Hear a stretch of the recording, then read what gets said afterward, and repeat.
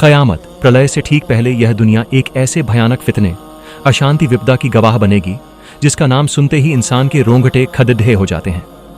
यह कहानी है हजारों सालों से कैद एक खौफनाक कौम की। यह है याजूज और माजूज की कहानी। याजूज और माजूज हजरत नूह अलैहिस्सलाम की नस्ल से आई हुई एक कौम है।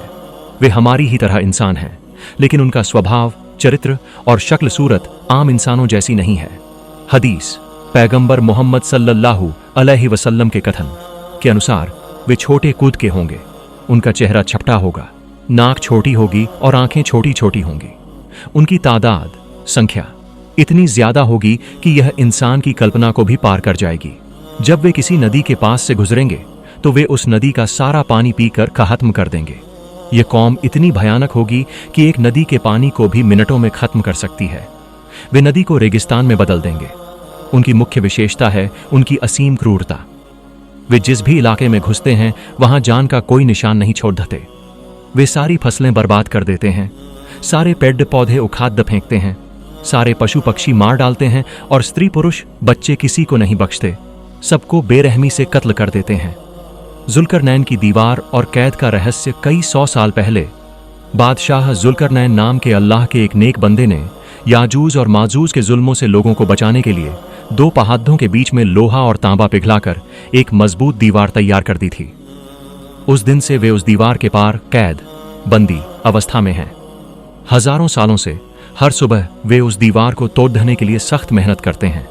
दिन के आखिर में जब वे थक जाते हैं और दीवार लगभग टूटकर पतली हो जाती है, तब उनका सरदार कहता है, आज के लिए बस करो, बाकी का काम हम कल आकर खत्म करेंगे।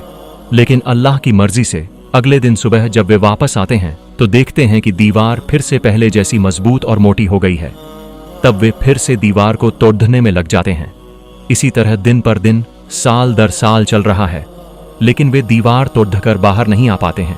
रिहाई और दुनिया में तबाही। लेकिन कयामत से ठीक पहले जब दुनिया में हजरत ईसा अलैहिस्सलाम आएंगे और दज्जाल को कत्ल करेंगे, ठीक उसी समय अल्लाह याजूज और माजूज को आजाद कर देंगे। उस दिन भी वे पहले की तरह ही दिन भर दीवार तोड़ते रहेंगे। दिन के आखिर में जब दीवार लगभग गिरने वाली हालत में पहुंच जाएगी, तब उनका सरदार शायद अल्लाह की मर्जी से ही कहेगा, आज के लिए यहीं रुको, इंशाअल्लाह अगर अल्लाह ने चाहा बाकी का काम हम कल आकर खत्म करेंगे। वह सिर्फ एक शब्द इंशाअल्लाह उनकी हजारों सालों की कोशिश को सफल कर देगा। अगले दिन सुबह जब वे वापस आएंगे तो वे देखेंगे कि दीवार ठीक वैसी ही टूटी हुई हालत में है।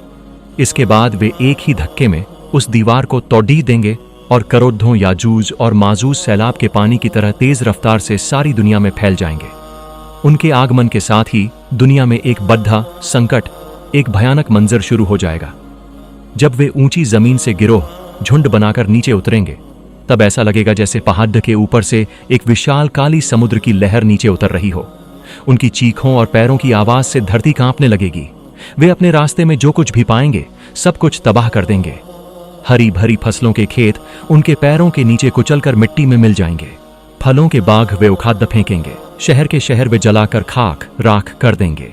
जब वे यरूशलेम बैतुल मुकद्दस की तबरिया नदी सी ऑफ गैलीली के पास से गुजरेंगे, तब वे उस नदी का सारा पानी पीकर खत्म कर देंगे। नदी बिल्कुल सूखकर रेगिस्तान जैसी हो जाएगी। थोड़ी देर बाद जब उनका आखिरी दल उस सूखी जगह के पास से गुजरेगा, तब वे एक दूसरे से कहेंगे, शायद कभी यहां पानी हुआ करता होगा। ईमानदारों के लिए परीक्षा और अल्लाह की मदद।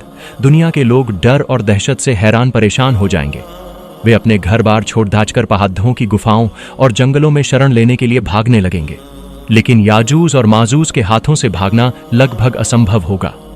वे दुनिया के लोगों को मारते मारते एक ऐसे मुकाम पर पहुंचेंगे जब वे अहंकार से कहेंगे, हमने तो दुनिया के सारे इंसानों को मार डाला है, अब तो दुनिया में हमारा कोई दुश्मन नहीं है, चलो अब आसमान के फरिश्तों को मारते हैं। यह कहकर वे आसमान की तरफ अपने तीर चलाएंगे। अल्लाह उनके इस अहंकार को दुनिया के लोगों के सामने जाहिर करने के लिए उन तीरों को खून से सना हुआ उनकी तरफ वापस लौटा देंगे। खून से सने तीर देखकर वे खुशी से चिल्लाएंगे और कहेंगे, देखो हमने आसमान के फरिश्तों को मार डाला है, अब हम ही इस ब्रह्मांड के शासक हैं। उनके इस भयानक जुल्म से दुनिया के ईमानदार लोग बहुत बद्धी मुसीबत में पड़ डिग जाएंगे। हजरत ईसा अलैहिस्सलाम और उनके साथ मौजूद मोमिन विश्वासी तब तूर पहाड़ पर पनाह लेंगे। वहां वे बहुत मुश्किलों में पड़ देंगे। खाने पीने की ऐसी किल्लत कमी होगी कि एक गाय के सिर की कीमत 100 सोने के सिक्कों से भी ज्यादा लगेगी। भूख और तकलीफ से ईमानदारों की हालत खराब हो जाएगी। उस मुश्किल और बेबसी के लम्हे में जब बचने का कोई और रास्ता नहीं होगा, तब हजरत ईसा अलैहिस्सलाम और उनके साथी अल्लाह के सामने दोनों हाथ उठाकर दुआ करेंगे। अल्लाह का गज़ब और नई शांति का द्वार अल्लाह उनकी दुआ कबूल करेंगे। वह याजूज और माजूज पर एक ऐसा गज़ब आफत भेजेंगे जिसकी कोई इंसान कल्पना भी नहीं कर सकता। अल्लाह उनकी गर्दन पर नगाफ नाम के एक खास किस्म के कीड़े भेज देंगे। वे कीड़े उनकी गर्दन के अंदर घुसकर उनके शरीर को अंदर से खाना शुरू कर देंगे। करोड़ों याजूज और माजूज जो थोड़ी देर पहले खुद को दुनिया का शासक बता रहे थे, वे इस छोटे से कीड़े के हमले से एक ही पल में कीड़े मकोड़ों की तरह तड़प कर मर जाएंगे। वे सब एक साथ सड्डेहज गलकर इस तरह मरेंगे कि उनके मुर्दा जिस्मों की बदबू से दुनिया की हवा में सांस लेना भी मुश्किल हो जाएगा। तब हजरत ईसा अलैहिस्सलाम फिर से अल्लाह के पास दुआ करेंगे। अल्लाह तब ऊंटों की गर्दन जैसे विशाल विशाल पक्षी भेजेंगे। वे पक्षी याजूज और माजूज के क्रोधो लाशों को उठाकर अल्लाह जहां चाहेंगे वहां फेंक आएंगे। इसके बाद अल्लाह ऐसी रहमत की बारिश भेजेंगे जो दुनिया के हर कोने को धोकर बिल्कुल साफ और पाक पवित्र कर देगी।